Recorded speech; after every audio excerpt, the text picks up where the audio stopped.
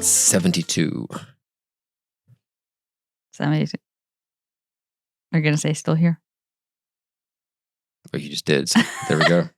Apparently we are. Just shut it. Just shut it. I should have shut it.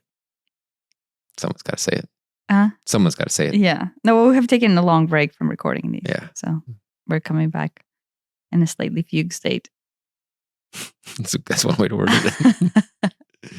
A lot has happened. So the episode that I guess I'm being guided, and then hopefully Elliot can participate, is on. Is it disclosure? I don't know if it's actually disclosure or not, but just the nature of human reality in relation to cosmic creation that is not God, that we interpret as God, but extraterrestrials and galactic federation, right, and the source creation of the humans. And wait, there's something else I wanted to bring into it. Oh, and then what is happening right now to us in relation to that. I guess that's the most important part. Yeah. Is this different from like the I Want to Believe X-Files type of extraterrestrials? Or is this more the history of this seems less, I don't know what X-Files I Want to Believe is. I watched it in Russian, so I have no idea. In the few episodes I've seen are in Russian. In Fox Mulder's office, he always had this poster on his wall, and it had like a picture of an alien, or maybe it was a spaceship abducting someone, I don't know. But it said, "I want to believe." That was the... What does that mean? I think it was just a poster that they used, but... No, but what does it mean, I want to believe? What is it, when you say I want to believe, what does that mean? That's deep, isn't it? It's not just I believe, it's that it's almost like I don't believe, but I want to. Yeah, so what's preventing somebody from believing? What is the internal struggle of preventing someone from believing? Right, I don't know. Maybe that's the question of the show, is what keeps you from believing? And I guess in the show like pipes in all these evidence and all these stories your way, then do you still not believe at the end, right? Maybe that was Mulder's struggle. Because Mulder totally believed in the X-Files. And Scully was X-Files or X-Files, the TV show, yeah. Okay. And Scully was the skeptic. But I mean, he had I think it was designed to make it look like he, like almost like a little crazy wall. But he had the I swear it said I want to believe. Now I have to check. No, you can check. I mean, I want to believe is kind of strange because he's, I believe could be a poster, or I don't know.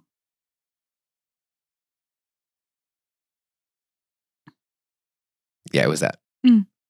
That's that image is from the guy is it Denmark or Germany that had... I remember, yeah. I don't remember what his name is, but that was people. Oh, you know what? People back then were arguing that he faked all of that. This is before Photoshop, obviously. This is like the 70s or the 80s, right? Mm-hmm. And so he has the camera, and then maybe flash that picture on the screen. And so, and I think actually Regina Meredith went personally to interview him, or somebody who's like a credible reporter went to interview him and basically said like, yeah, there's no doubt that this guy's legit. Swiss UFO guy Billy Meyer, that's right. Yeah. And he has like many photos, and he has, Oh, the X-Files had to stop using it due to an intellectual property lawsuit. Apparently. That's right, Billy Meyer. I remember thinking that name does not sound... That sounds like a very American name. It doesn't sound like a Swiss name. Maybe he was American living there. I don't remember. He was like a farmer there, I thought. But like for some reason, I think his family had encounters with extraterrestrials, like through I want to say, was it him that had encounters over the years? Yeah, he had over and over. Yeah, and so then they basically said that, like, we're just going to use you for disclosure. Yeah. And that's what a lot of times they do, is a lot of times they will pick somebody and then kind of like, Howard Manger was the other guy. I read his book. and they picked him as the person for disclosure.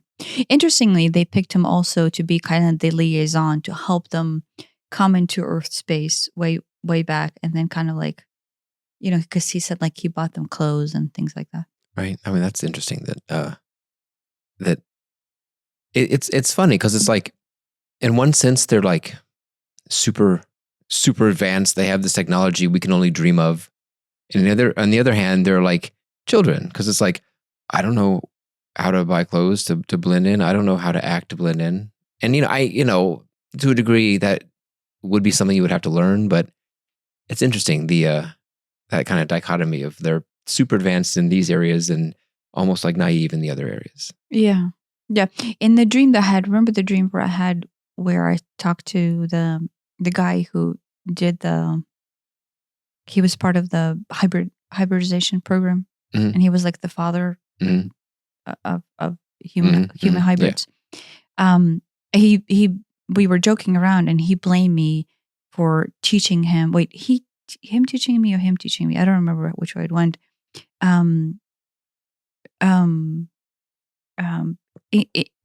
Use of proper or improper like idioms or slang terms, right? Yeah. Because there's a lot, there's a language that you learn the language, right? And there's the colloquial terminology. And we were teasing each other about the application of colloquialism into the thing. And actually the dream, maybe this is why I'm being glad to have this episode. The dream I had last night, I was teaching them proper handshakes. Oh yeah? Yeah, because the handshakes that they give like are weird. But they know the handshake is like a... How do you do it? Well, I don't know how I would do it. I don't know how I would do it. It was like if I'm them. One of those. No. It was. It was energetically weird. So like I don't know if I can translate it to Microphone. What about? We won't be able to hear you like that. Oh, it was energetically weird, but I don't know if it's you can still hear me. It was super quiet. Oh, but it was like. But it was like no, you don't. You don't squeeze me. It was like they wanted to go in. Like wrap your fingers around or something, or like just dig it in deep. No, they just go in, and it's like a deep connection. Wow, that's like that spot. Oh, it was like right, because like on the normal level you would just shake it, and these 2 points did not meet. They don't necessarily meet. When you shake your hand, your fingers almost stay together. Yeah, I didn't really think about that before, but like doing some sort of like. Well, no, they didn't open the fingers. It was more of like trying to get in. Oh. In. Like, it was more of like, it's almost like they're trying to grab the wrist more so than the finger. Anyway, so there was some discussion about proper handshakes that I had to have. Wow. Yeah. It was interesting.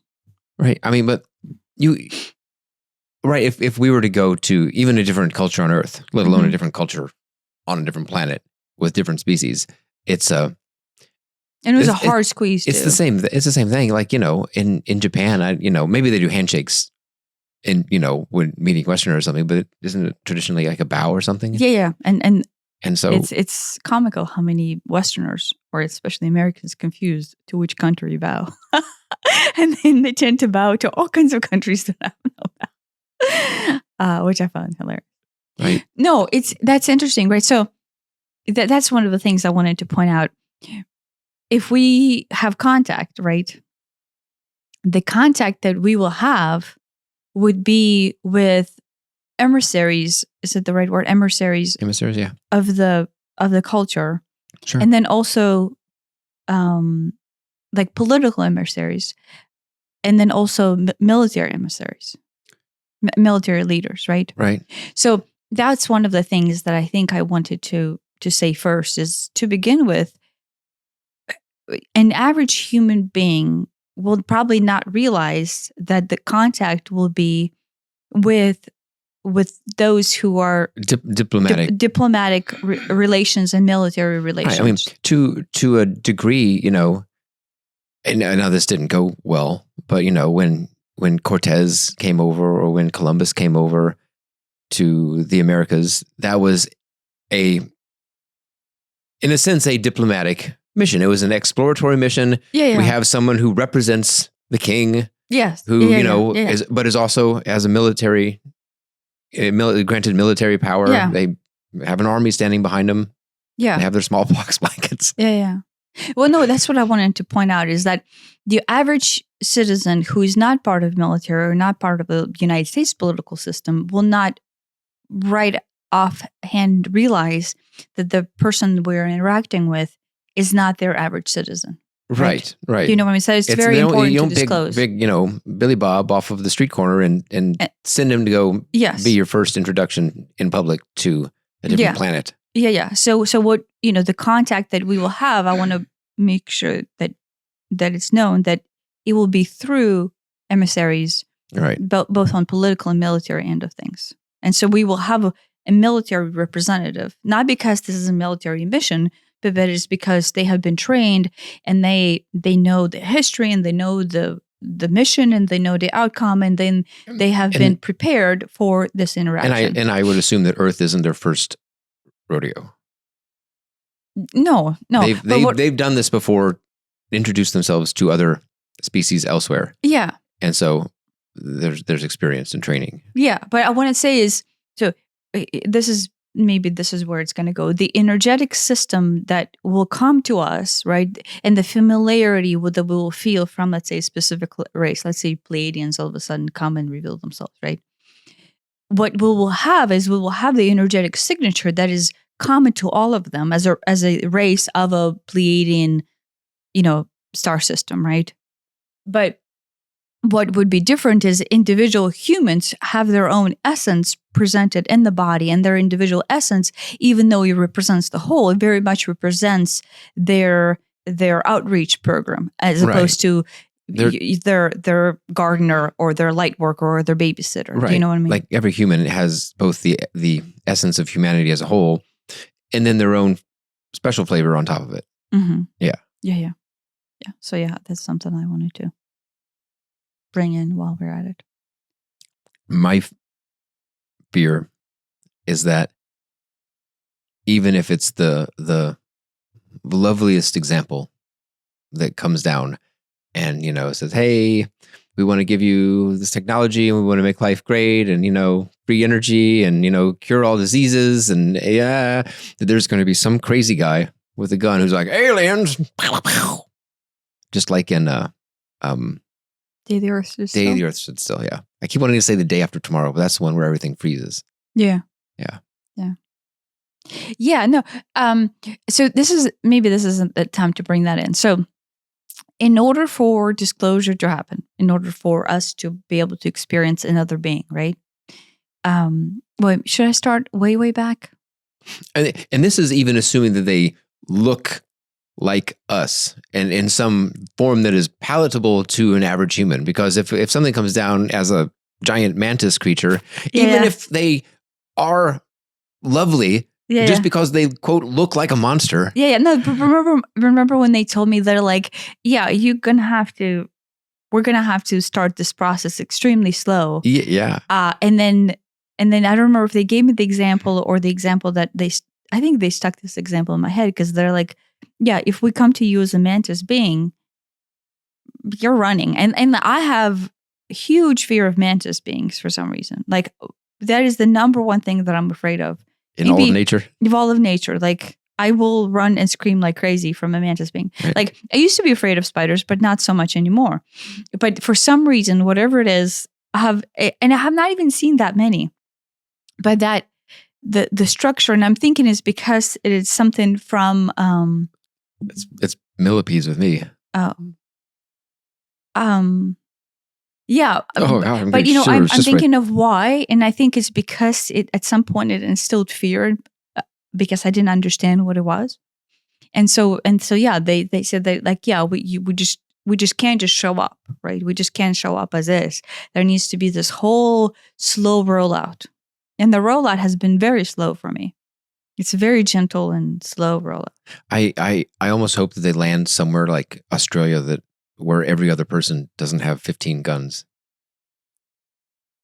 I don't think that. And then maybe they have something that's some sort of shield thing too. I don't know. I'm just cynical about humanity's response. No, so this is what I want to talk about. Okay, so and maybe I should start. So I'm reading a book. I'm still reading the book, but it's called Our Origin, and it's somebody who is a channeler / like, let's say a star traveler who identifies himself as a hybrid, right? And so this book is kind of like his disclosure of like his understanding of how our Earth began, how creation began, and then basically what we are going through right now on Earth, right? Yeah. And so the parts that I will share is the parts that I have heard from him. I've read it in other books, but then also resonate with me as far as my understanding goes. And I don't think by any means that is a complete like galactic history of all things humanoid, but it's at least like a rudimentary like scratch of the surface understanding. Yeah, and we've heard of and from other like shows hybrids. and Was it Emery Smith? Is his name? Is he a hybrid? Was he? Or he's at least interviewed some. He has interviewed some hybrids. Emery Smith, I think, was in whatever military branch organization that had deployed people through stargates. Okay, so maybe he's not a hybrid himself. I don't know. I don't remember what he There's said. There's not a possibility of that, because I can read the energetic signatures. Right. He's. So yeah. Yeah. Yeah. Oh, and then there's the guy who goes by the name of Tactical Tim. Tactical Tim. His energy signatures. Here's what it comes down to. This is what I want to say. The beings who are currently here on Earth, who are extraterrestrial, some of them might be like, oh, I'm an extraterrestrial being. I'm in a light form. And then I choose to take a human form, embody it, and then basically pretend to be a human. So yes, there's those, and those have been around on Earth forever. And never let on that they're anything other than human. Yeah, but they themselves know sure that they are embodying a three-dimensional physical interpretation. And then there's those beings who came here for all intents and purposes, either through hybridization programs or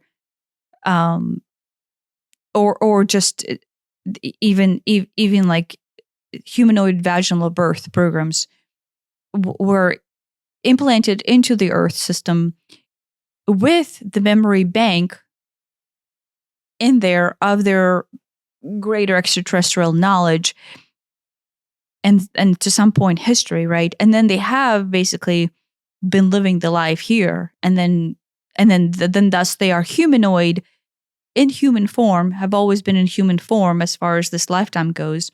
They go and do their missions in their free time as far as the sleeping state goes, right? To where they're constantly readjusting their purpose on Earth.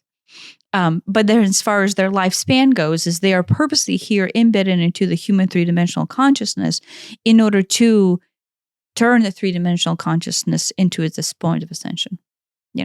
There was Valiant Thor, was that his name? Yeah, so Howard Manger he was had contact with him. With Manger. Yeah, so Howard Manger. But he was like a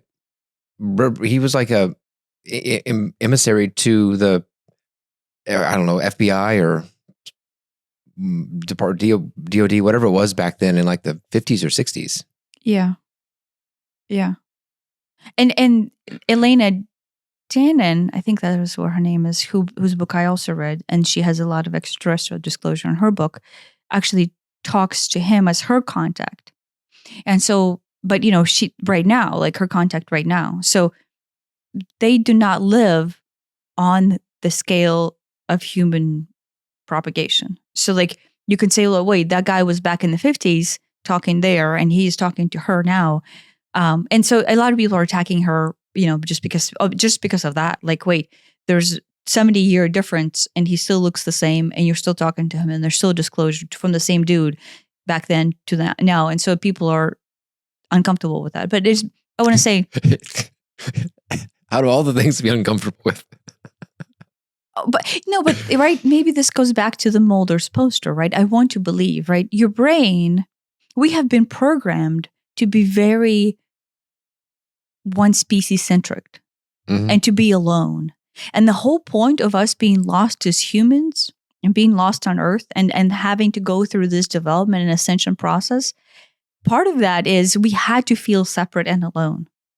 And so if we were in that situation for so many eons, right, of just being cut off from the source of light and basically having to go through this ascension from our mental understanding of being alone, it is really difficult to all of a sudden open the floodgates and like allow yourself to believe, right? That poster is almost kind of like the poster child for like, I want to, but like my system is shut down. My system is not accepting this, right? And so maybe this is what I wanted to say is, maybe I'll talk about the galactic setup first. So, and of course, before we get away from the people, I want to say they're all snazzy dressers. All of them are snazzy dressers. They, especially Tactical Tim. Mm-hmm. I mean, he's. Oh, it's not that. It's they're having an Earth experience. And so they're very whimsical to the point where they are whimsical. Yeah. So their idea of Earth is very childlike because one, they know the truth. There's no fear. In a good way. Yeah. And so they want to have this full breath experience of Earth. And so, they're very whimsical people, very lighthearted, whimsical people, but of course with super advanced technology and super advanced knowledge. But at the same time, when they come into the human form, it's very, but also as an emissary, you would come in and you would want to be presentable. And their association of Earth of what people find presentable and knowledgeable is people who are dressed, in suits and three-piece suit and shake hands. Yeah. And then they know colloquial terminology that they can be able to be, what's the word? Charismatic, and then be able to relate to people. And so that is all kind of the schooling that has to happen in order for their mission or for themselves to be accepted by us as humans in them, right? So you don't want extra barriers, right? Considering how many barriers we already have against accepting them as one existing, you don't want another barrier of like, well, look, this guy looks like a bum off the street, and obviously he does not know what he's talking about. Right. You know what I mean? So there's just like 101, emissary 101 school. Wait, what was the joke? Well, what's the difference between an eccentric billionaire and a homeless person? That was the. That's where we went with it, but I don't know what. Yeah, it was something like, what's the difference between a guy on the street yelling out that the end is coming, and I don't remember. Punchline was $1 billion is the difference, and I'll listen to this guy talk about the world ending, but I won't listen to that guy talk about the world ending. Yeah. Yeah, but that's what it comes down to, right? Like there's this, in order to assimilate yourself into a culture, right? You have to kind of first know what is acceptable and kind of their ways of being. Yeah. And then where do you go in order to be able to reach someone, right? Mm-hmm. And so, suits are for men, like well-dressed men somehow register with uniforms. That sells it. Yeah, uniforms. Also sell it. So they will come. With that as a preparatory form of being. There's a whole idea. If you want to like sneak into a place and not get caught, dress nice, have a clipboard, and nobody will. Oh, well, he's probably from HR or something. Dress nice, have a clipboard. You can go anywhere. Yeah, but Earth has this weird association with clothing. Like I have been purposely trying to get away from like dress clothing just to kind of feel the balance, right? Because in my corporate world, you know what I mean? There's a lot of like there's a persona that comes along with it, and you go into a persona. And so so I'm trying to do the bum look. You pull it off nicely. Yeah. Okay. So maybe this is what I want to say. And so if I get off kilter, as I usually do, and then like way out there, maybe bring me into reality. But okay. So the story goes, and this is the story that I have been told too. So to begin with, there's one ray of light that is the expression of source or universal being, right? One ray. And I have had disclosure on my end to where that was what I was told. Like I'm like, and so I know how it feels. Like this is just universal ray of love, and that is all creation, all possibilities, all existence, and it's actually not even possibilities. Is the entire breadth of creation is held in one ray, right? And so in most of the esoteric teachings, and then in the disclosure that I had is this ray decides to propagate itself into consciousness, and then basically disseminates itself through dimensional breakdown. And I call them relay station. Like with me, I classify them as relay stations, to where, to begin with, in the highest form of ascension, the relay is all light, right? And this is what I want to say is, we as humans, in our rudimentary form of existence, cannot hold that much light, right? If we were, the average human cannot pipe into that light and experience the full breadth of it, and not short circuit. Like lose their mind almost? Yeah, but we just can't even hold it, right? And so the relay stations basically... Is it like, almost like, you've got a battery, you can only charge it up to 100%, but if you charge it up to 500%, it would just explode? Yeah, sure. And so the propagation of existence then basically takes on this relay form, where the same message, right? It's the same message, but it gets propagated through a relay and, let's say, downsized to a palatable consumption. And then we, right now, let's say in the three-dimensional form, if we're interpreting ourselves as three-dimensional being, have certain number of relays, and this is what we call dimensions, or this is what we call realities, to where we are consuming a palatable version of this version of light. Well, no, I'm sorry. I will say this. We were initially in that position.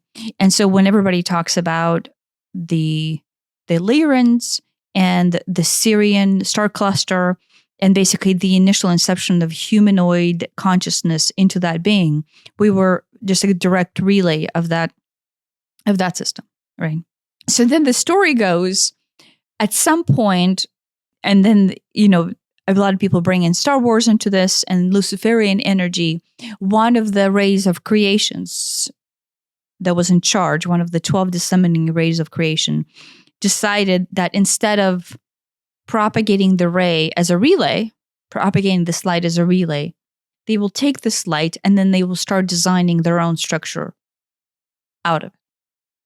And so a lot of people interpret this as a Luciferian form of being, or Satanism, or devil, or the cabal, or what are the other words for it? If you think of a dark forces that is suppressing humanity, Illuminati, the dark force that is suppressing humanity away from its true consciousness, right? Like that big blanket statement. And there's dozens, if not hundreds, of words that people use to describe that. Christianity has their own, Hinduism has their own, or whatever, right?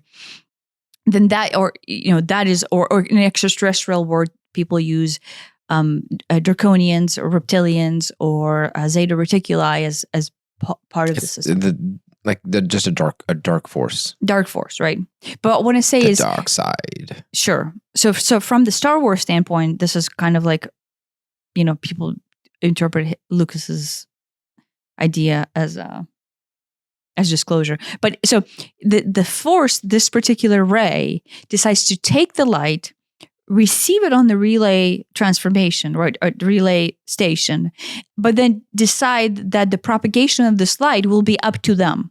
Right. I'm not going to be a relay station forward. Instead of being basically a mirror, it's like I take it and then I change it, and then I send out what I want it to be, which is not necessarily what I received. Yeah. And so when I receive it, that almost fuels you. Yeah, because you still feel it. That the goal. But then you're sending out, let's say, a corrupted message at that point. Yeah. Okay. And so in the disclosure that most people talk about, it is technically correct, but then there's also the fact that it exists means it needs to exist in order for the larger plan to happen, right? Mm-hmm. So the fact that the Draconians and the what are the other ones? Let's say the dark forces, Luciferian energy, right? Oh yeah. And so when this relay station does not propagate itself in its truth, but then alter the message, some people's theory of how it basically propagates itself is that basically it allows you to exercise yourself and know thyself, right? Jesus style, but in the limited version from the lower three chakras. So you basically start to live your being from the chakras of the root, the sacrum and the solar plexus. And then there's other chakras down there that are secondary chakras that are also being fed. And so then you're technically relying on the messenger, which is the Luciferian energy that is not acting as a relay station, to basically give you just enough light to function and not die. But you're cut off at the heart. But you're cut off at it's the all heart. below that. Yeah. And so some people's theory is that is what the Luciferian /Draconian /Zactor reticulates of these dark energies, the dominant energy, right? We talked about the triangulation from the Star Wars or the Orion Wars standpoint, that resist or that the dominant force is basically is that they know nothing else because they actually are not of light. They're of 1/10 of a branch of something that the ray of creation is basically only allowing them to have. Is it So it's very fear-based, dominant-based existence. Is it, I don't know if I have a better word than contagious? Like, what do you mean? Not to invoke Godwin's law here, but let's say Hitler was that. He was either that himself or receiving that. Yeah. But he massed quite a following. No. Maybe through force and intimidation. Yeah, but you got to imagine that at least some part of that consumption. Dominance, yeah. But you got to imagine that there's, some decent percentage of that went along with, this guy's got a good point. Regardless, they're not being forced into it at gunpoint. Well, no, they're not go gas the Jews. No. They're like, he's onto something. Let me add this on. Okay, so the 12 rays of creation split itself out, and one of the rays is basically a relay station that is not relaying the light message, right?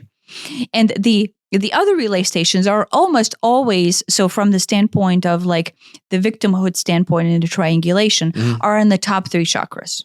They're actually heart and on up. And it's almost like they are not even familiar with this fear and dominance and closed offness of what it would be like not to know the source. Are humans special in that we have all... I'm working myself. Oh, sorry. Spoiler alert. I'll cut that. Okay, so no, you don't have to cut that out. So yes, so this is how the story goes. The story of creation of the human race goes. There's the light, and the majority of the Lyran system basically is light, right? And then at some point, out of this other ray of creation into our system comes in Luciferian energy, which is all dominance. And to begin with, they actually see that, wait, we have something to learn from one another. Like the Lyrans star system that is hard on and up, and they basically doesn't know the full extent of their consciousness, is over here in love and light, but they see these other beings have this other three chakras activated and functioning, and they start work in this symbiotic relationship to work together and bring in this harmony, right? The goal of the universal consciousness is to experience the full breadth of creation, including the top three chakras and the bottom three chakras as an integrated process. So yeah, spoiler alert that you did is that basically that is what humanity ends up being. But how it propagates there, I'll just kind of maybe do a really quick brushstroke. But then the Zeta Reticulite and the people at this point through all the wars. Oh yeah, so they break out into wars and they're like, oh heck no, we're not having this system, and so they attack the Lyrans, and they're trying to basically saying our goal is to convert all rays of light to our ways of being, as opposed to vice versa. Both sides are doing that? No. The Lyrans are just trying to survive, and their goal is to actually welcome this side and try to integrate it into themselves. But the story that the Draconians or the reptilians are basically trying to exercise their dominance. So like Star Wars Empire style, like it's our way or the highway, and our goal is not to have this light and propagate it out and us go into the light and then learn how to use our skill set and then grow with it. Their goal is like, no, we just need to override the old system, right? Consciously and not from any one being standpoint, but the prime directive of that dissemination of light is that, right? So you basically it's almost like it's pre-programmed in within you, because the only thing you know is the lower three chakras, right? So then the story goes, Orion War happens, and then the Galactic Federation basically steps in. It actually steps in. The Black Alliance forms, and so their goal is to basically drive out this dominant force out of the system. Okay. Yeah. Okay. So now I don't know about the details on this, because this is not something I have disclosure on. This is something that I'm just reading and kind of piecing together pieces. At some point, when the Lyrans were in harmony with the Draconians and the Reptilians, they actually started to hybridize themselves together. And so then comes out then a group of humanoid species that actually has the embodiment of the upper three chakras and the lower three chakras together, and has them both active. And then basically that group of people becomes its own type of a being, right? And so I'm drawing a conclusion based on my understanding that is what majority of the human beings on Earth are. Is that we're a little bit Lyran, a little bit. Well, no, we're all Lyran, right? In fact, actually, the Draconians so Draconians go way, way back, right? As far as galactic history goes, and then the Lyran go way, way back, right? But then when the Lyran star system, and I think within the Lyran star system, it says there was actually in Vega that this whole conflict happened, and within Vega, I think it was this Alton. Maybe. I don't know what the planet's name was. That when the planet gets destroyed, the Lyran basically dissipate and go out into other cultures. But at that point, some of the dissipation is this hybridized version of the Lyrans that has the Draconian and serpent blood within them, or the DNA structures. And then so we're that. My conclusion out of that I would draw is that we, obviously, like in my understanding of my form of existence, is we come in here with very, very active lower three chakras. I would agree with that. Yeah. And so, but not cut off from the heart center and the upper three chakras. Also true. Right. So the reason why I'm drawing conclusion that we are the hybridized version between the Draconians and the Lyran race originally is because we have access to the entire range of the chakra system. Now, how did that happen? There was some talk about Pleasians basically coming in and setting up Earth as that hybridized species and disseminating our propagation into three-dimensional consciousness in order to have us thoroughly live it, right? And then be able to transverse the entire system. Yeah. Question. So, when the original 1/12 that got, we say, corrupted, was that like a willful, malicious thing, or was it I think I know better thing, or was it like I want to see what happens thing? Is it? So in the book in the book he says, is there judgment around that, or is that actually the way it needed to be in the end, or? Yeah, well, no. So from the larger standpoint, yes, I think it is. Everything within the universe is propagation of light. So even the 1/12 of the ray that propagates it down and decides to be this different type of Luciferian energy, and then basically kind of like takes over our star system, and we have billions of years of wars as far as human time frames go. It's all on their own purpose, right? I mean, it's expression in its different form. It's easy to look at it and go, "Oh, that's bad. Wish that didn't happen." No, yeah. But like, how would it be if that wasn't the case? Yeah, no. So from the standpoint of dissemination of light, that is one interpretation. It is quite literally an interpretation of light, where you choose not to feel the light, not to see the light. And from our earthly standpoint, that's what I want to say is we are poised to basically be the prime experiment. Not like guinea pig experiment. We came here to be in this experience of what it feels like not to know or even remember their light, right?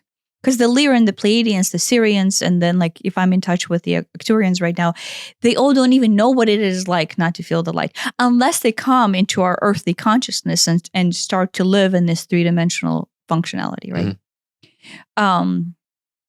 Yeah, right. But like for some people say four-dimensional consciousness is where you start to see the spiritual aspects of your existence, and you realize that the 3-dimensional material aspect is actually not your true self. But we have never, like you and I, if we go back to our human form of existence, I would say like I would never, at some point I would have not remembered and would have not been able to say like, yeah, what the fuck do you mean? I'm just something else and not this material being. I mean, deep down, if I went into some esoteric, larger scope thinking, especially in a Western culture, we're very material. I am the sack of meat, and that is the end of it. Yeah. And so this draconian energy is very material implementation. The dominant energy, the energy of dominance and control is very draconian. And so like, when people talk about reptilians being bad or draconians being bad, we are the product of that species. We are that because we're very material beings.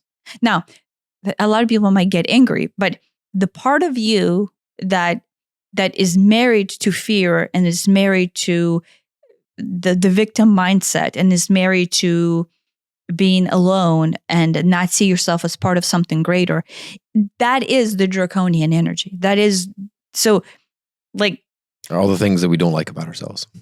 Well, but some don't like of ourselves when to begin with, when you become spiritually conscious or even aware, when you go into this journey to discover, like, right, when like you and I do mushrooms, we're like, oh shit, I really hate myself. And because you see through that essence, it's not that you hate yourself, that is the part of the self that you now recognize doesn't have to be there if you're not living in fear. Well, yeah, I mean, there's no judgment there. All the things in your shadow. Yeah, the shadow self.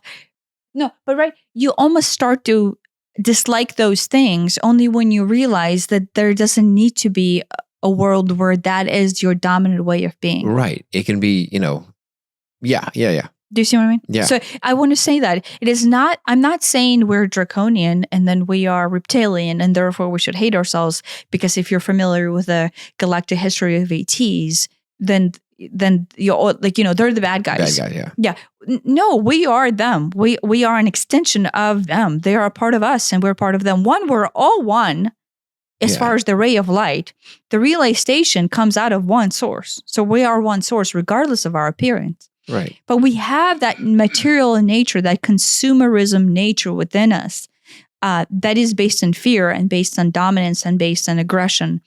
That is the reptilian and draconian energy. Sure. I mean, I don't know if this is a good analogy, but it's like, if you imagine someone living today whose great-great-grandfather was some sort of terrible Nazi person. It's like, well, they, quote, have that in them bloodline-wise, but that is not who they are.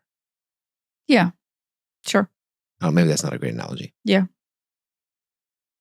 Yes. And so what I want to say is, when the reason why disclosure is happening right now is because the goal of the entire system, the galactic system, has always been to allow the human experience to propagate itself into the fulfillment of its full expression, which is the integration of their upper 3 chakras and the lower 3 chakras, and basically be a unified being of creation.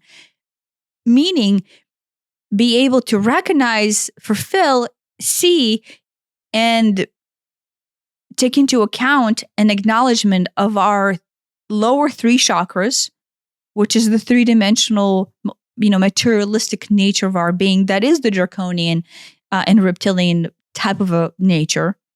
And then at the same time, see ourselves as light beings, as part of the consciousness, as part of the universal creation, as part of the universal being. And then recognize itself that we are still part of the universal light, even though we are very much aware of these lower chakra vibratory natures of existence where we felt separate from oneness. Right. Does that make sense? Yeah, it does. So, but think about it. that is the galactic plan. That is the plan of all ascension, of all beings, is this whole integration, right? But up until recently, the reason why the human consciousness is waking up is because for the first time, we're confused of who we are, right? If you look back at, or if you look at everyone on Earth right now, like, you and I have been, going through this for some years now. And, and then there's teachers, like Ram Dass and the Indian gurus and the Egyptian priests, those are kind of there have been plenty of people / hybrids in the system to where they carry the dissemination of light and hold their upper 3 frequencies in, right? But there have been plenty of people who have been completely in the dark and have identified completely through their lower 3 chakras. You know what I mean? Mm. So there's this mix of people. And I want to say is each one of us is the carrier for the entire expression, meaning the Lyran, upper chakra consciousness and the Draconian lower chakra consciousness. And we are able to transverse and communicate and have compassion and understanding for the entire galactic family because we are the product of it all. Right. Right. I'm reminded of this story that I think it was in Joseph Campbell's book about to be. I'm gonna get it all wrong, but I think it was like to begin with there was like two twins, like, one set of twins. Yeah.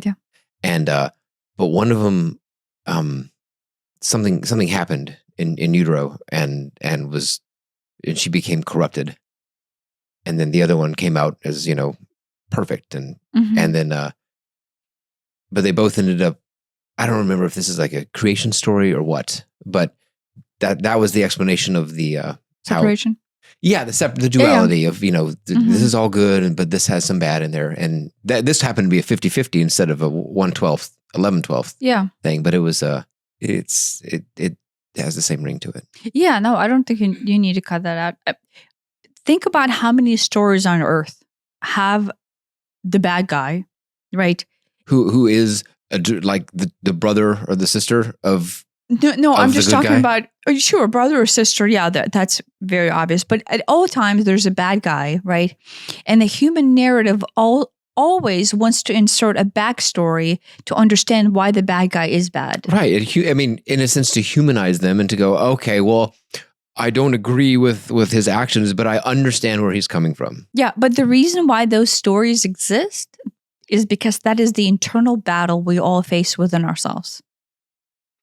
And maybe that make sense? Yeah, and maybe the lesson is, well, this happened to him, and he turned out and did all these terrible things. But think about what you would do if it happened to you. How would you do it differently? I think the lesson is we all are one, and we all have ability to behave any one way. And depending on our fears and depending on our triggers, right, the blindness that we carry within, the separation that we feel from the light, and how any one human form expresses or feels about it, right, how overwhelming that feels to be separate from the light. The expression of darkness comes out of that.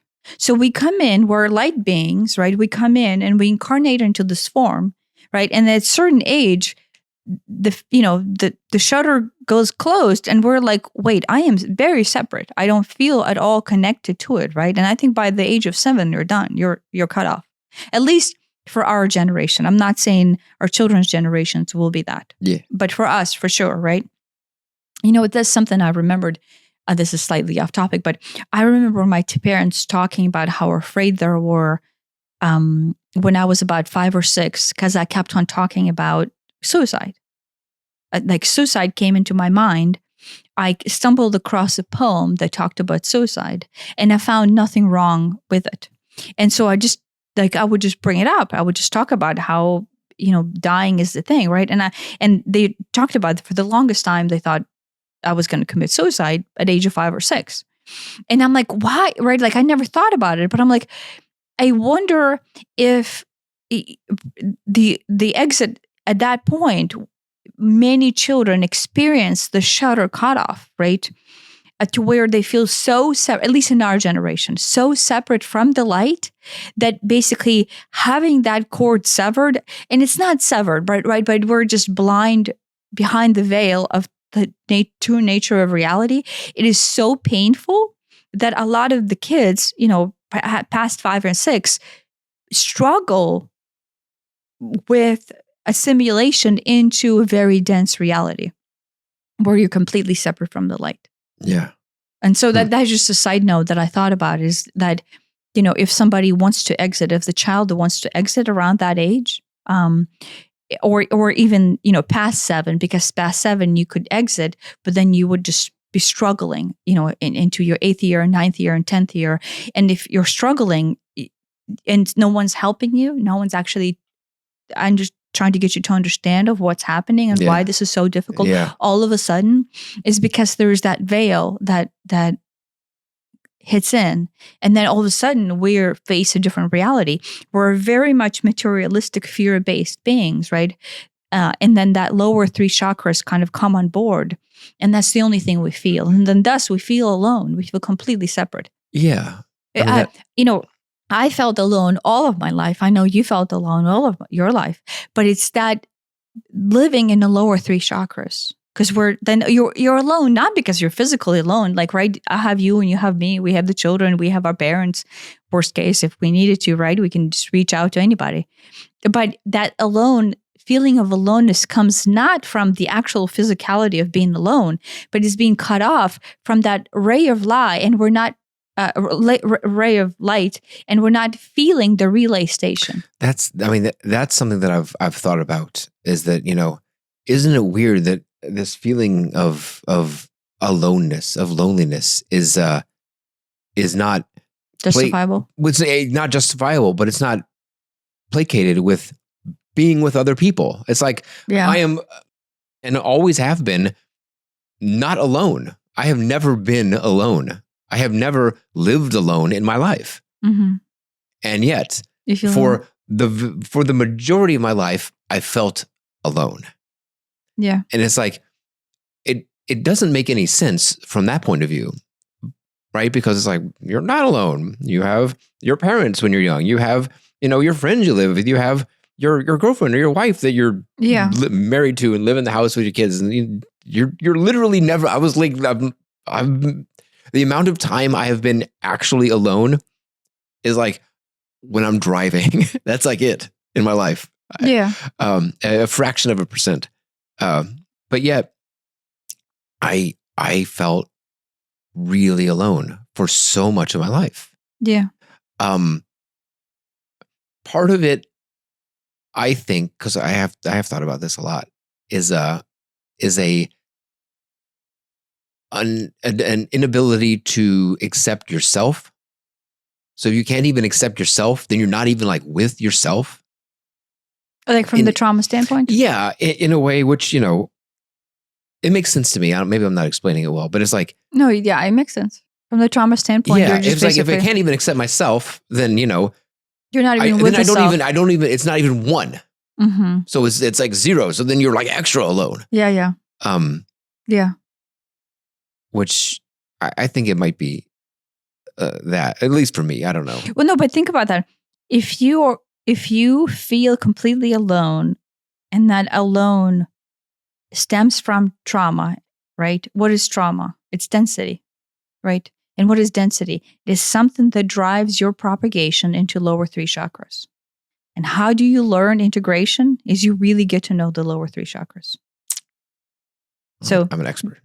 Well, no, but that's part of the plan, right? Like in my book, when they talk about the decision to come here and experience something other than, that's what they talk about. Is you dive into the lower 3 chakras, right? From the practical standpoint. And how do you do that? How do you marry reality? How do you marry materialism? Is you have to have density. And the density, how we build density, how we build disintegration, is through trauma. We take on density. Yeah. And how do we take on density on Earth? We go into the materialistic nature of our existence, fear-based nature of our existence. We take on traumas, which honestly, that's super empowering to see like, oh, wait, my higher self, my soul self, higher self came here. And part of the densification was to take on all of these traumas. And then now what is happening right now? Why is everyone confused? And why is everyone flipping the fuck out? Is because the system, your higher self system, is driving detoxification. It's causing you to forcing you to drop your own density. Like your higher self is going, oh, guess what? That thing that you did when you came here and you start, from child on birth, and then you completely believed in it and you married it by the age of 7. And then you've been struggling with all of that density and really experiencing human life from its core rudimentary standpoint of the root chakra and on down, let's say. That is what has been reality. But now it's like, oh, light switch on, that's not you.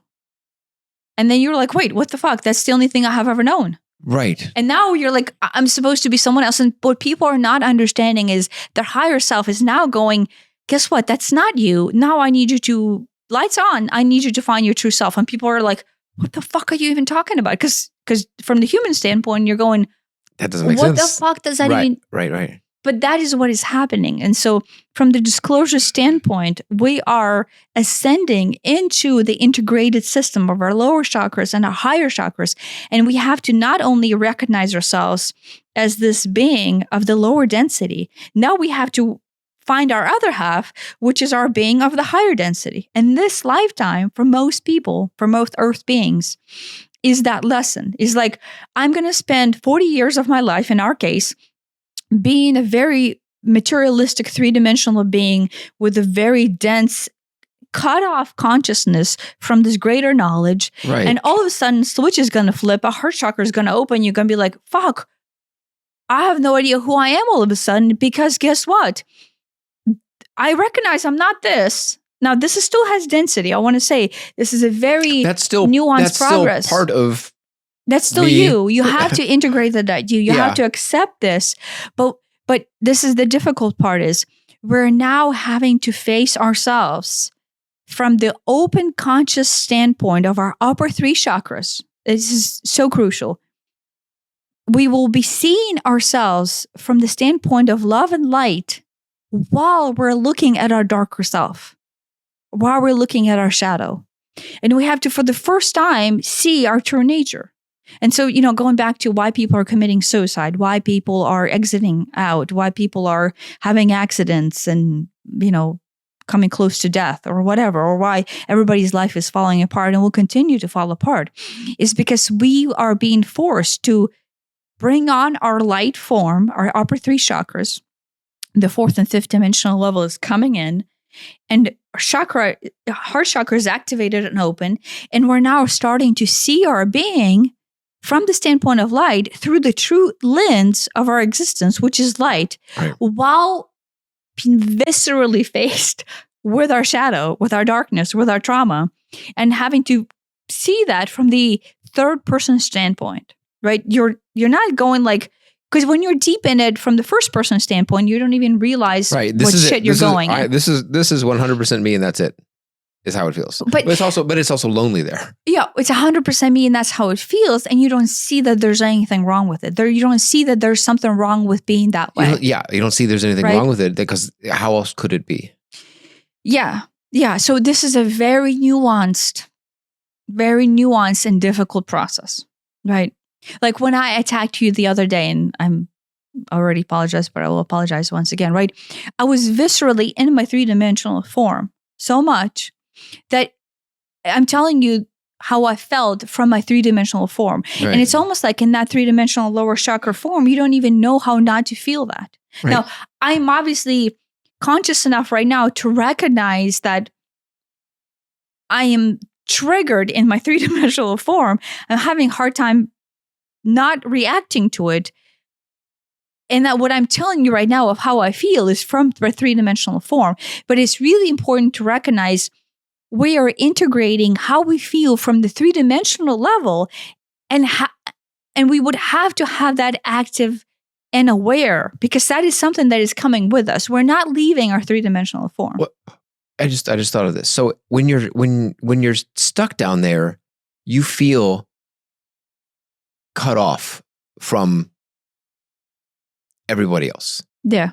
Which, A, helps explain the loneliness. Yes.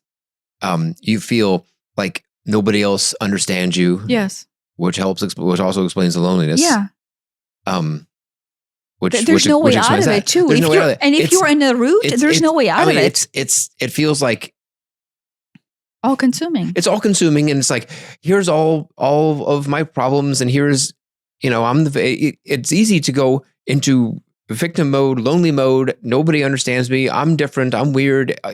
And that explains all the loneliness we just talked about. Yes. Yes. Yeah. Yeah. But think about it. It is a system code, right? This is what the Matrix is, right? Like, I don't want to doomsday this, but that is what the Matrix is. It's our own software system that allowed us to sink ourselves into complete separation from the essence of our being, which is light, and go on into this lie that is make-believe structure of ourselves being separate, not one of the light. And the system, the software system of how you implement that is through trauma, through, the Shakespearean theater. That it's easy to say Shakespearean theater because you're like, well, if I know it's Shakespearean theater, like, then I could choose it. But when you have been in it for 20, 30, 40, 50, 60 years, it doesn't feel like a Shakespearean theater. It feels like reality, and the only reality. It feels like suicide driving reality. Like, why in the fuck am I struggling? Why is this so difficult? I'm alone, and no amount of work, no amount of light, no amount of somebody comforting me can actually help me, right? Because I am stuck, and I am viscerally stuck. I don't see a way out. I am at a loss. Yeah. And the best you can do is numb it with stuff or actions. Numbing is how we have been trying not to kill ourselves while we're killing ourselves slowly, right? But it's because in that reptilian dominion, in that dark energy, we are faced with separation from source. Yeah. And we have to go through that. You and I have to. Our children are on a different waveform of interpretation. So they are not going to face this pain as much as we did, thank God, right? And our parents faced it even more than we did. Like, generationally, how bad you and I had it, they had it worse, and their parents had it worse, right? So, like, on Earth timeline, generationally, you can feel the desperation, right? This is interesting. Why the average length of lifespan has been getting longer and longer and longer is because the amount of pain that the generations, let's say 3 generations back, had to experience to live separate, for all intents and purposes, separate from the light, is so painful that their human system wears out by the age of 40. Because unless you're doing the light work and unless you're connecting to the source to give yourself feeding, you just die. I mean, you exit out because it's kind of like grace. I hate to say it. The lifespan being only 40 years old back then was almost like grace, because it is extremely painful to live a lifetime, full 100 years, feeling separate from light. Not only that, but there have always been enlightened people and gurus and whatnot. But think of what happens to them. But there's more now than ever before. But think of what happens to enlightened people. They live longer. I was going to say we kill them.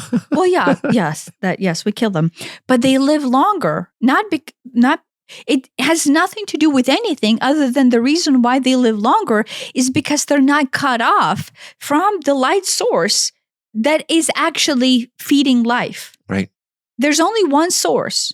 So the Draconians, right, are still living out of that life source, right? But they are living it at a fraction of the percentage because the relay is not, transponding 100% of its truth. They're just being cut off of it. And then, from the standpoint of the guru, I mean, like, heck, back in the olden days, remember how Bible had people living to 300, 400, 500 years? Well, why? Because they were never cut off They were an integrated form of being where they were an entire integrated being on a fourth and fifth dimensional level of existence that was still partaking in plan Earth, right?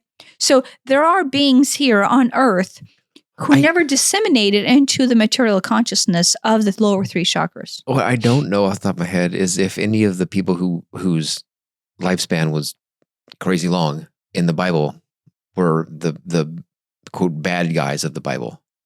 I don't know. No, they were not. So back then. So there's the the bad kings who did this and that and whatever. Did any of them live 400 years? Well, so a lot of those names and ages are down to Abraham and all the way down to Jesus too. Yeah. So maybe I'll go into like galactic disclosure a little bit more here. So, and Zechariah Sitchin's Sumerian translation of the history comes into it. And then not only Zechariah Sitchin, other people support him. He's just the one that talked about the most because he wrote about it the most. Mm-hmm. But Anunnaki is what Zechariah Sitchin references.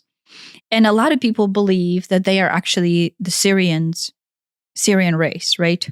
Who was instructed to basically help set up humanity on the materialistic / lower three chakra ways of being, right? And help us be able to experience it, and then transverse and integrate the entire system of the lower three chakras with our light form. Almost like a metamorphosis. Well, the greatest gift you can give someone, right? Like people on Earth say this. I think there's probably some beautiful saying that summarizes all in one line that I don't know. But is to give someone struggle so they can overcome it, so then they come back stronger and with a greater vision of themselves. The hero journey. Sure, right? So that's the greatest gift. Right. I'm sure there's one line that summarizes that all. Because if you just start off with all the power and the wisdom, it's not that it's not as fulfilling. I mean, yes, it's not as fulfilling, but that it's not as meaningful, and you can't have, even if you have the success, you don't have the wisdom that comes along with it. Yeah. But our wisdom is our wisdom is very nuanced. We have to marry and only see ourselves as pain and suffering and fear.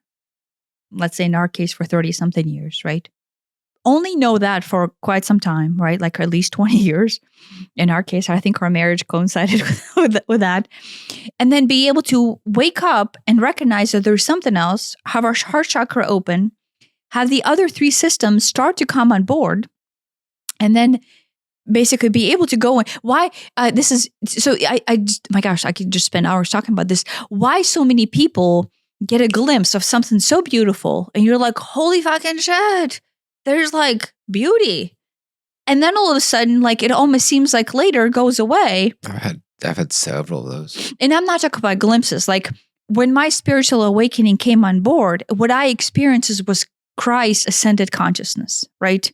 And I was like, I was in bliss for, I don't know, 3 months, 6 months. I was like, oh my God, the love, everything is love. I love everybody. And you're just going around like lost because you couldn't. So in my case, right, people say Kundalini awakening or whatever you want to call it. But basically your upper three chakras came on board and you see everything in an ascended way of being, right?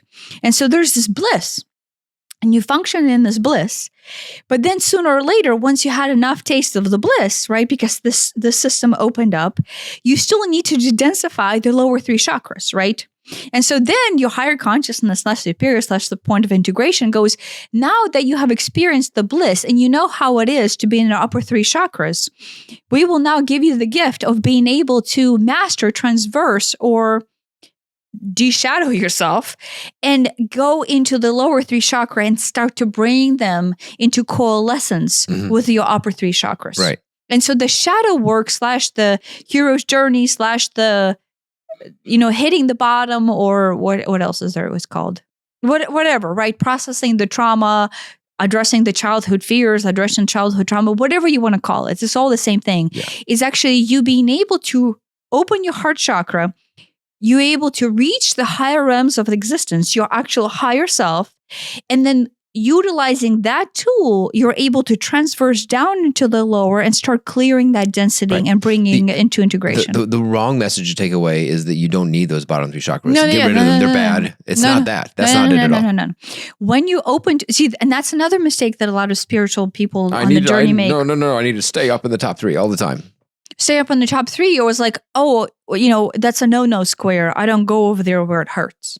And that, it doesn't work. Right? Because the system, the entire system, right?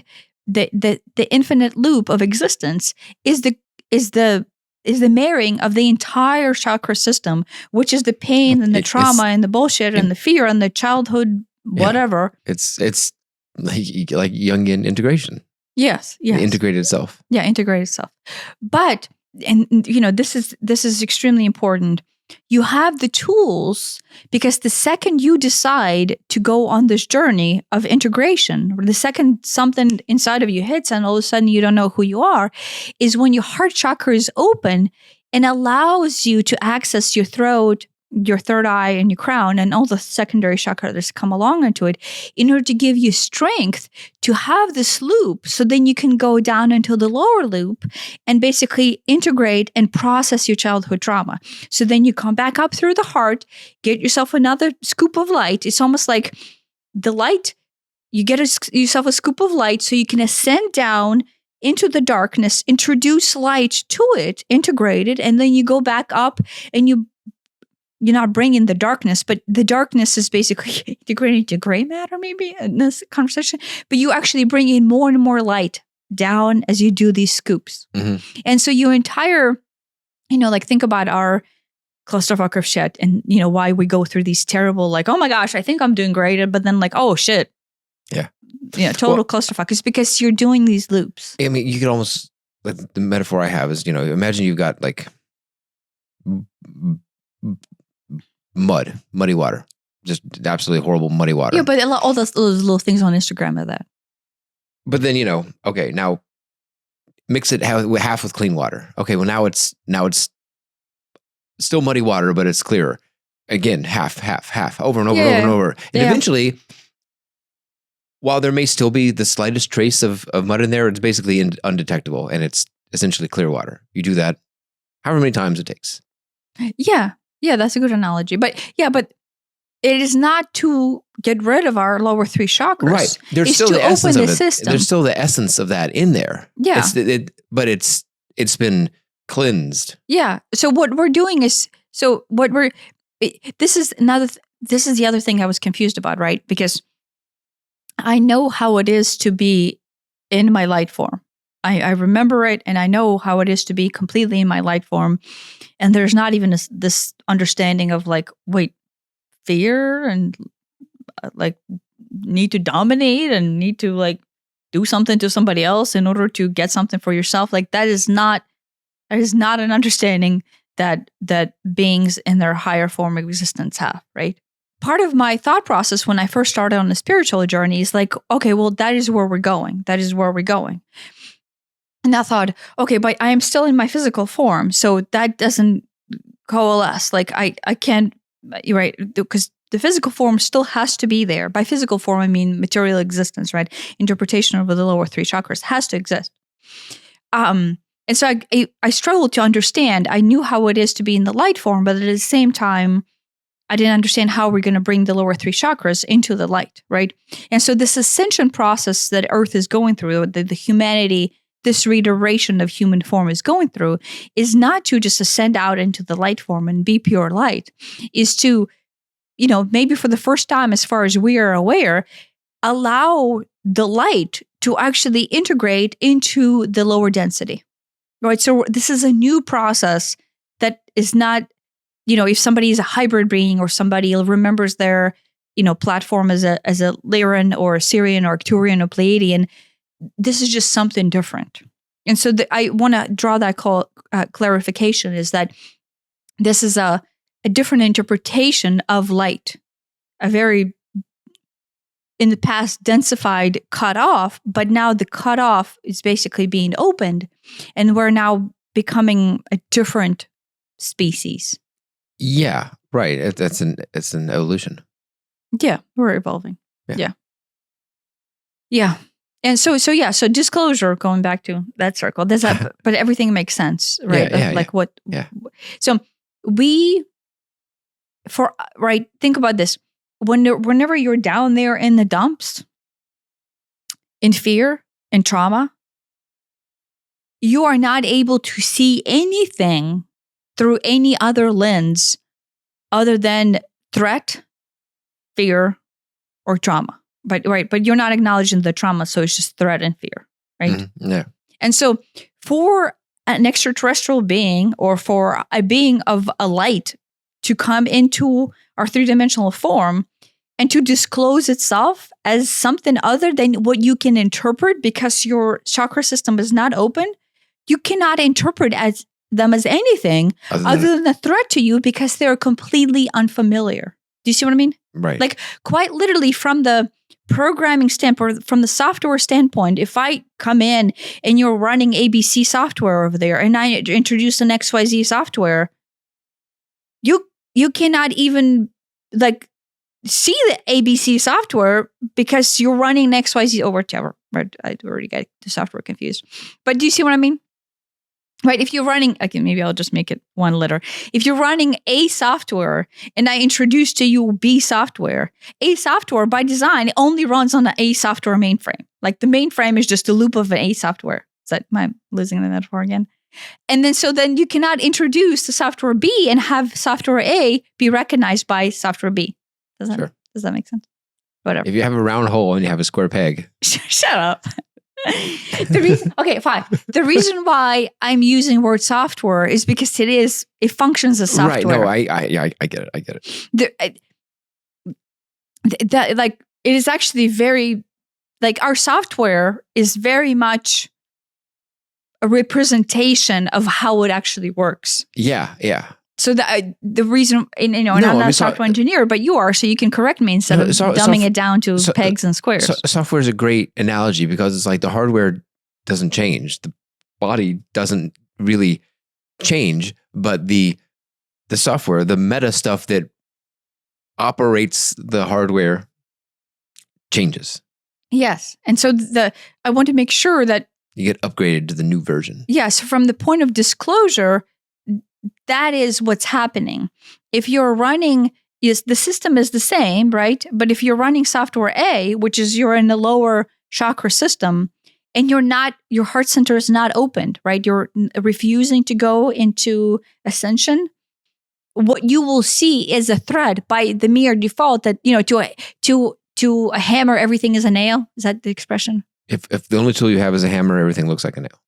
Yes, this applies here. Yeah. Right. If the only thing you know is fear and scarcity and trauma, then that is the only lens. That's the lens. You've got fear-colored lenses on, and oh my gosh, the ceiling fan, it could fall on me. The outlet, it could catch fire. Everything is just right. You see it everywhere. Yes. So what I'm saying is, like, people are like, oh, disclosure is going to happen. Blah blah blah blah blah. Quite literally, disclosure cannot happen from the software standpoint. Because a being that is not opened to the software that is able to recognize software B, because they're running software A, is not able to see, thus recognize, thus process anything that is outside of their software allowance. Do you think that all the little disclosures that have been happening, there's the Tic Tac video, there's the whatever the drones are over New Jersey and stuff, are inching us closer to, to make us more receptive and make us less fearful of it? Or do you think that's... No. So here's how disclosure works. So instead of going from 0 to 100%, it was like, oh, here's a couple more percent. And now, now people are like, okay, well, yeah, there's flying Tic Tacs, and that's okay. That's accepted. That's normal. And now there's drones, and we don't know what they are, but that's kind of normal. Okay, yes and no. And so if I'm having a hard time describing this, maybe like help me clarify it. So yes, technically, from the physical interpretation standpoint, exposure to something then makes you okay with it prolonged, right? And then therefore you're okay with it. It breeds familiarity. Sure. However, this is the right way to look at it. The going back to the Mulder poster, right? I want to believe. If we are living with a closed heart system and we're functioning in the lower 3 chakras, right?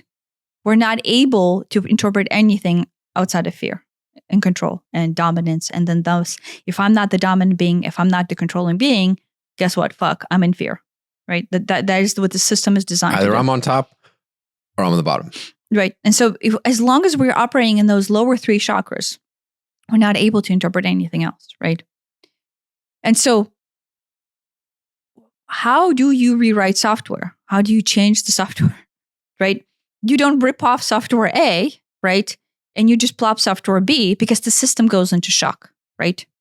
In this case, what the software needs to do, it needs to have, am I already losing the analogy? No, I was going to make some joke about formatting the hard drive, but it's not formatting. Maybe that applies. So listen to what I have to say and then you can make the software joke. Okay. And I don't actually know if the software works this way, so please correct me here.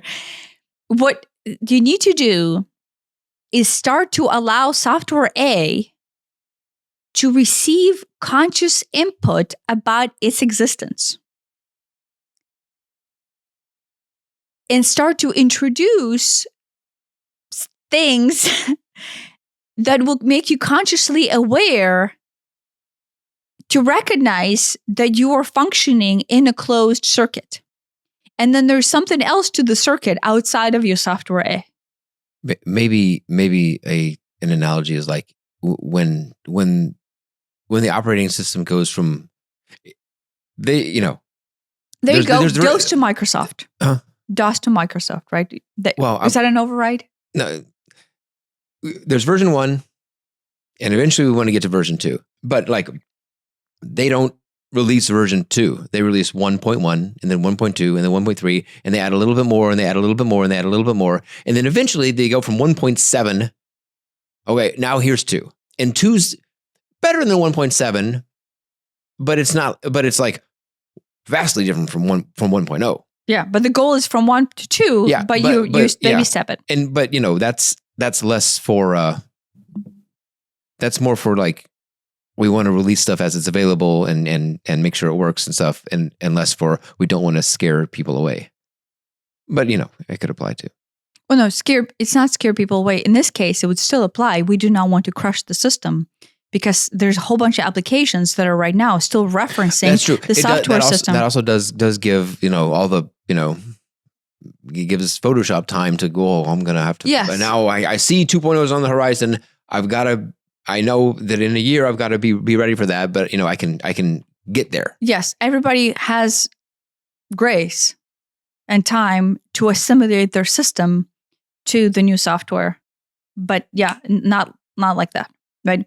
And so this looping notion, right? Let's say the 4-dimensional, 5-dimensional consciousness of our existence, the greater consciousness is coming. What we're doing with these looping, sweeping notions of releasing our trauma and releasing our fear and opening it up into this larger circuit, right? As far as trauma processing, why everyone's trauma processing. All of a sudden, like I saw somebody on Instagram make fun of mindfulness. All of a sudden, mindfulness is everywhere, right? And I'm like, yeah, because it's literally the prime directive of Earth.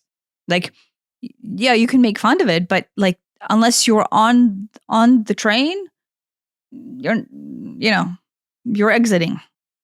Do you know what I mean? Yeah. I'm curious about the type of person who's making fun of mindfulness. It was some sort of a comedian. I didn't listen to it because I don't listen to my Instagrams. I read them, and so like it was going too fast and I couldn't follow. But it was some kind of like make fun of mindfulness, right? But I mean, I'm sure there are funny jokes in there, but I mean, in the concept of making fun of I'm sure you could have some jokes, but I don't know. Yeah, it wasn't necessarily my type of humor, but making fun of mindfulness is still making you aware of mindfulness. So like, yeah. I don't know if it's counterproductive, right? Right. Even to our hardcore locked root chakra, unfunctioning locked root chakra person, if you hear word mindfulness enough, and even if it's being made fun of, like in the back of your head going, what the fuck is everyone talking about? It's like there's no such thing as bad press. Yeah, in a way. Yeah. So yeah, in this instance, right, the beings who are coming into our system to help us ascend, right, exist on the higher vibrational frequency, right? They exist on the heart chakra and up system, integrated system, right? They function beyond the veil. Yeah. So for us to interpret them for what they actually are and not filter them into something else is for us to be also open past our heart chakra and be able to see them at the higher conscious level of being. Most of the time, you remember, what's his name? Bob something, Lazar, Bob Lazar? Yeah. Bob Lazar, he runs his like S5 protocols. Is that what they're called? Where it's a group, basically it's a group of people. And correct me if I'm C5, wrong. C3, Or C5? I don't know.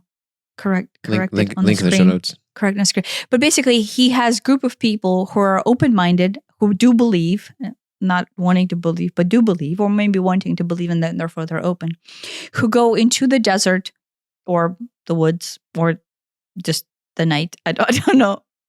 It's not man and woods type of a situation. They just go there, and then they basically enter into a meditative state, and then in the and then they actually send conscious signal from their conscious mind to the extraterrestrials or beings of another dimension out. And then like in the meditative state, conscious, like you're awake, but you're just relaxed and open and receptive. He said you sit there with the open heart chakra, right? But you send a message of wanting to establish contact. So what I want to point out about that is when they do that, the reason why they're able to establish contact and they see things and on camera, sometimes they record it on camera, you see images on right, and people have unbelievable experiences of contact, is because you're not in fear, you're not in trauma, you're sitting there open-hearted, willing to believe, and then you send out a conscious signal from your third eye, right, which is your intent, to establish contact. And so what's actually happening is this system is open and flowing. You're not human. You're still in the human form. But this system is open and flowing, giving you the energy because you're integrated the system into your heart. Your heart is open. And then your third eye center sends out the intent. And so that is what you're shifting dimensional consciousness. That's basically what's happening. What is happening to Earth right now is what's happened to Bob Lazar and his followers. His motley crew. Sure. They're going and opening themselves into extra dimensional consciousness where you're actually able to access the beings who are in that consciousness. I mean, does that make sense? You sink in with them, or you try to match their frequency as much as you can. Yes, you match their frequency. So the beings, the disclosure does not need to happen as disclosure, and it will never happen as disclosure. Like all of a sudden, press release. Yeah, there will not be this dude that walks out while you're over there, chewing on your Lay's chips, and goes, "Hola, I am from Zeta Reticuli." Hola, those are not the type of aliens we're talking about. Oh, sure, sure. I guess I set you up for that one, right? So the disclosure will not happen to the beings, to the human propagations that are not open to the fourth and fifth level of conscious interpretation. That is their heart center open, right, and their upper three chakras are available for interaction. Right. In fact, disclosure may end up passing them over altogether. Yes. So if you are married to your density and not going anywhere, you will be somewhere else when the disclosure happens. In the same way that like disclosure to the idea of, let's even just say mindfulness, let alone, a universal consciousness or anything, disclosure to that. Yeah, that's been disclosed to me. That's been disclosed to you. But, maybe that comedian or whatever Maybe it has passed him over as of now. Yeah, I don't know. I'm sure the fact that he even understands. Sure, but anyone, any. Yeah. No, plenty of people who are so much in their dense culture. Like I remember when we were listening to Sarah talk on Meredith about she goes by The Alchemist on the internet. Oh yeah, right. And so she's actively open to her higher chakras, and her system is being integrated into oneness, right? And so the reason why people have all the knowledge come in whenever they open their chakras is because like you have unlimited amount of potential and knowledge that exists out there, because this loop is connected to out there, right?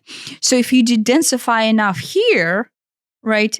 Like there you go. I have a lot of people who get very resentful or jealous towards the amount of knowledge I receive, like from the like judgmental, like 3-dimensional standpoint. Jealous or jealous or judgmental or whatever, because like, oh, why can't I? Right? Well, the truth is if you're not doing the loop integration, then you receive the amount of knowledge that your system is able to hold, right? If you're running software, well, not only that, but you receive the type of information that your system can hold.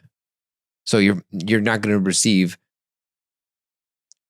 the higher level positive stuff if you can't access that. If you're stuck down here, you're going to receive more information on as it relates to fear or trauma or bad news, or it's like you're always attached to the light. You're always receiving the light information. But the experience that you will be having will be the experience that you need to have.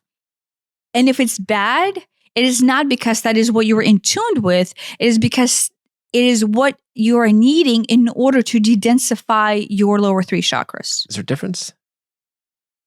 Yes, because ownership comes into that difference. If you think you are at the mercy of the world and all the bad shit is happening to you, then you'll be like, oh, look, well, I'm just in sync with all this bad shit. No, the bad shit is coming in so you can awaken to the conscious idea that a frequency is coming in that you're not appreciating or liking, and you want something different. Then that is a point of awakening you could have where you would ask, wait, why is this experience happening to me? And that is an opportunity for you to densify. Just like you chose to densify to begin with and to stay lost and locked and basically suicidal for 20 years of your life, that is what's happening right now to get you to de-densify. Okay, I see what you mean. I guess what I was saying was like the same event could happen to two people, and one person could see it through the lens of, oh, this is all bad, and one person could see it through the lens of, oh, look at this. Look what I can gain from this. Look what I can learn from this. Yes. Yes, that is true. But what I'm saying is the event is there from your higher self to learn something from it. Yeah, it is. But like, there is a group of people who won't recognize that, and they'll be like, oh, woe is me, Yeah, yes, but that event will continue to happen to them. Yeah. Do you see what I mean? That event or worse, or a nuance of that event. But if you don't listen to it, that event will continue to amplify, right? Like if you had an accident, if you had a slip and fall and like it was a scare and you're like, oh shit, whatever. Yeah. If you don't get a message out of that, the next slip and fall will be worse. Yeah. Do you see what I mean?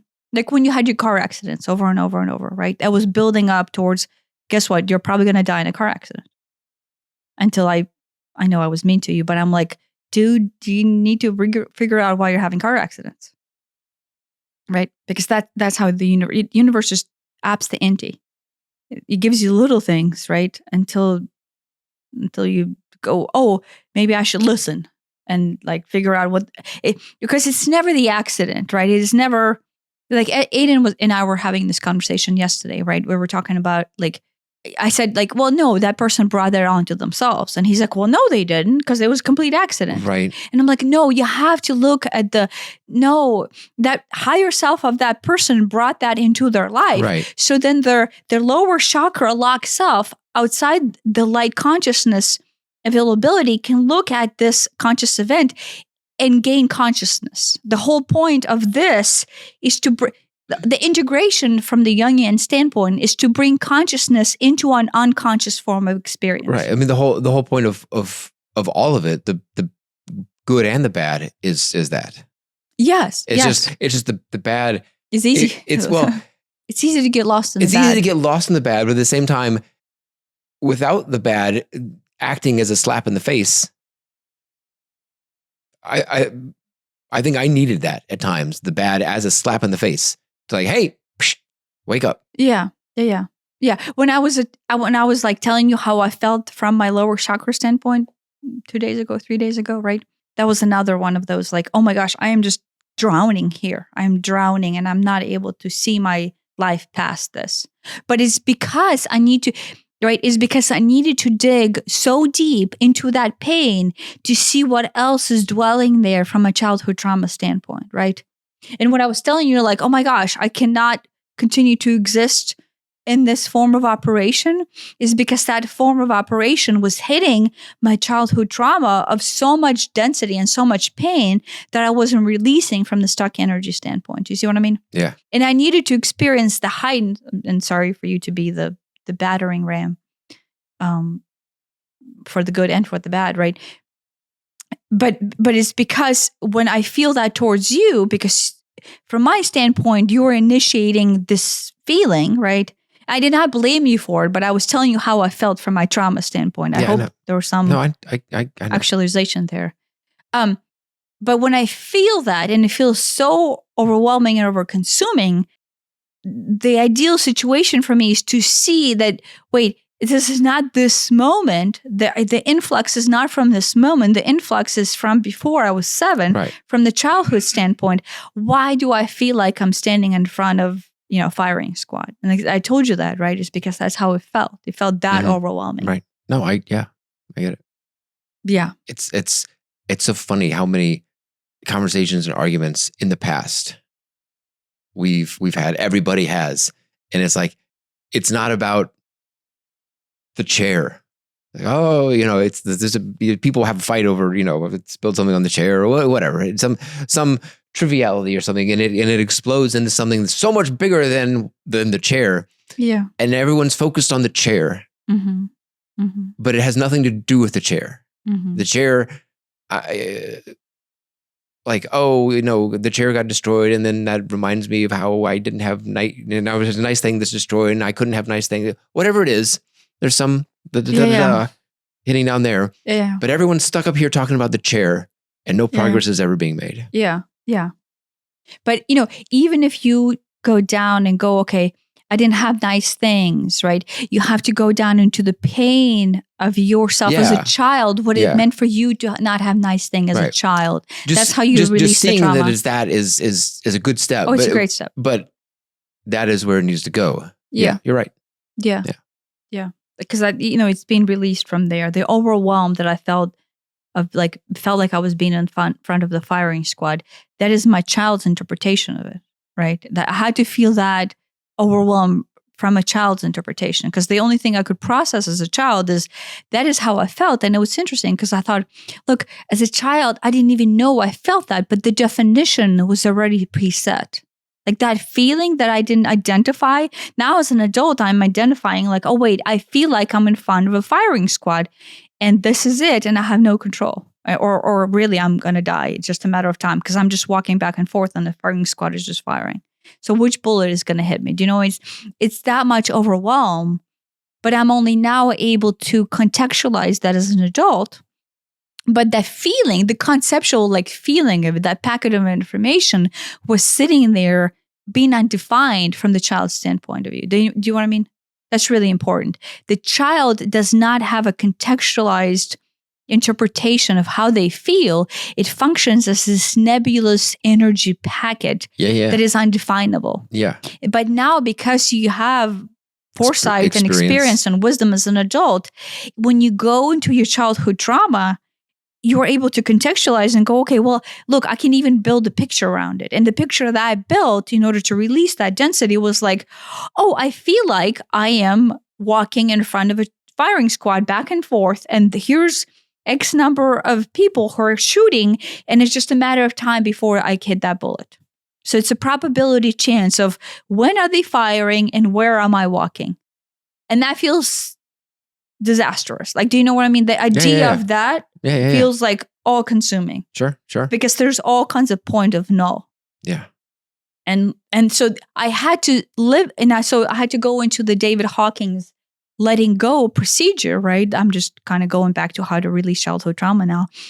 In order to go, okay, feel, now that you were able to go into your unprocessed childhood trauma, build a narrative for yourself. Like you kind of build this picture, right? And you are able to sit in that energy and feel the overwhelm of how dreadful and painful and traumatizing it feels to be there. Go ahead and continue walking in front of a firing squad. Like, be okay with that. You know what I mean? Does that make sense? Am I actually helping anybody by saying this? No, that makes sense. It's like, sit with that. As a child, you don't have a concept of a firing squad, certainly. Well, no, but it doesn't have to be a firing squad. It has to be your story. But for you, it's like you didn't have at age 5, you don't have a solid concept of, oh, this feels really, really bad, but I just love analogies. So, I don't have an analogy to link it to solidify it. To describe how I feel. I feel bad and scared and it's really nebulous. Yes. But now you can go, oh, it feels like this. And you can build this narrative around it, which concretifies it into a better understanding of your feeling. It's not even understanding. Here's what it does. You have a field of energy. You have a morphic field of energy that you did not process as a child that is very nebulous, but very real and very extreme. Very extreme. Like unprocessed. And it's extreme because it's unprocessed and it's undefined and it's even not acknowledged. It's unacknowledged and therefore it's extreme. Probably good and bad. Well, I'm talking about what you did and how it triggered me. Yeah. Right? So in that case, it was so overwhelming and so big because it's unprocessed and it's unrecognized. I don't even know I have it. And that whenever you did what you did that triggered me, I didn't even know I had it. Right? Like for the first time, here we are. I still don't know I have it. Right? Still there.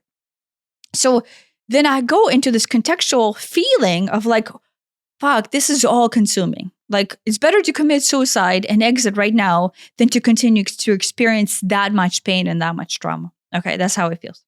And so then I'm like, okay, why? Right? Like, obviously, I'm intuitive enough and I'm cognitive enough and I'm able to go into the light loop to give myself grace and the strength that I need in order to go back into the pits of hell, right? So I'm sitting in the pits of hell and I'm like, okay, it feels completely nebulous, right? Because it's undefined. But if I had to go there now as an adult with some wit and some ability to hold the space, because I have the tools, right? I have like the willpower to go, oh, okay, I'm willing to I'm willing to go there because you have to be willing to go there. And I sit there and then I go, okay, it feels like, and so then I start to design a picture. In my case, like a narrative. Yeah. A narrative. I build a narrative. Now, it does not have to be this narrative, but in my case, I build a narrative. I'm like, okay, it feels like I am just helplessly walking back and forth and somebody else has the gun. Somebody else's have the gun and they're just firing them. And it's only a matter of time where the probability of where I'm walking aligns with the probability of the shooting. To me, that gives me the image of, that Mario party game where they're throwing the boomerangs at the little thing he's walking back and forth. Yeah, sure. Yeah. Sure. Maybe but a more violent version of that. Yeah. But I was the being that was walking. Don't third person lies this. Like you have to feel yourself as the being. Yeah. And you have to feel how it feels, how the fear, the pain, the trauma that feels, how you're feeling it. And to me, it felt like, oh, guess what? There's this firing squad and there's random bullets flying. And there's not like fire, how everybody fires and then nobody knows who shot that person. In this case, it's just random. Everybody's random firing. And there's no cohesive, like, oh, you know how to skip those bullets. You don't see the boomerangs flying. You don't, do you know what I mean? And so I had to feel that overwhelm. And I sat there basically going, okay, I'm willing to experience this pain. I'm willing to experience this body of trauma. And I'm willing to feel how it feels to be in that much overwhelming fear. Because something's coming out of the dark to get me. The bullet is coming. It's just a matter of when and how. Do you see what I mean? I do, yeah. Yeah, and I had to experience that in order to basically loop down into that cycle of density here, so then I can bring consciousness into, so, going back to Jungians, whatever, integrating the shadow is acknowledging that this is the shadow, putting a context around the shadow. Why Jung built all the archetypes is because he was allowing people to instead of them designing their own narrative, he gave people narratives. That's right. Here's a bunch of like predefined narratives that you can grab onto and be able to build a story around them. Do you see what I mean? That is what he did. He went into the psyche and drew as many narratives as he could. Because there's, to a large degree, a lot of our stuff fits a handful of common things. Yeah, sure. But that is what he was trying to do. Is he was trying to give you this toolkit of building narratives, like a vocabulary almost. Or just like scenarios, like, right? Like this is a scenario, right? And so in my case, this is my Jungian shadow self scenario integration. Like I just felt, I feel like a victim and I'm walking around aimlessly in front of the firing squad, basically afraid, not knowing where to step because the second I stepped in the wrong place, there might be a bullet there. Do you see what I mean? But that is not a shadow. Maybe it actually correlates to one of his shadow pieces. But that is integration. Yes.